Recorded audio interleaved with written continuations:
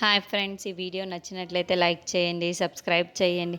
సత్య ఎక్కడుందో వెతికి తీసుకువద్దామని అయితే క్రిష్ బయలుదేరుతూ ఉంటాడు. ఇంతలో రౌడీల నుండి తప్పించుకొని అక్కడికి సత్య వస్తూ ఉంటుంది. అది చూడగానే ఇంట్లో ఉన్న వాళ్ళందరూ ఒక్కసారిగా షాక్ అయిపోతూ ఉంటారు.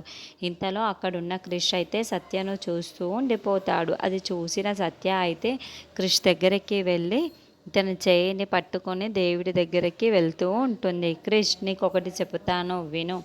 ఈ దైవ సాక్షిగా నేను చెబుతున్నాను. ఈ దైవ సాక్షిగా ఎందుకు చెబుతున్నాను అంటే, నేను నిన్ను ఎంతగా ప్రేమిస్తున్నానో నీకు తెలియదు. అప్పుడు ఎలా ఉండేనో నాకు తెలియదు, కానీ ఇప్పుడు మాత్రం నా మనసు లోతుల్లో నుండి నిన్ను ప్రేమిస్తున్నాను. నా మనసు ఉప్పొంగిపోయేలా నిన్ను ప్రేమిస్తున్నాను. నీకు ఇష్టమైతేనే జీవితాంతం కలిసి ఉండవచ్చు అని చెప్పేసి అంటూ ఉంటుంది. ఆ మాటలు వినగానే అక్కడున్న క్రిష్ అయితే చాలా సంతోషిస్తూ ఉంటాడు. ఇంతలో అక్కడున్న సత్య మాత్రం, నువ్వు కాదని అంటే మాత్రం నేను చనిపోవలసిందే తప్ప నాకు ఇంకే ఆప్షన్ లేదు క్రిష్. నువ్వు ఎలాగైనా ఒప్పుకుంటావనే నమ్మకం నాకైతే ఉంది.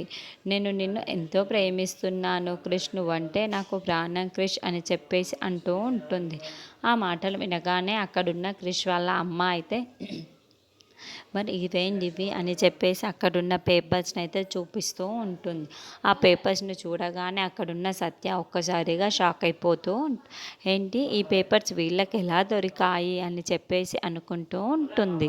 ఇంతలో అక్కడున్న సత్య అయితే, ఇవేమీ నాకు తెలియదు, నేను కృష్ణని మాత్రమే ప్రేమిస్తున్నాను.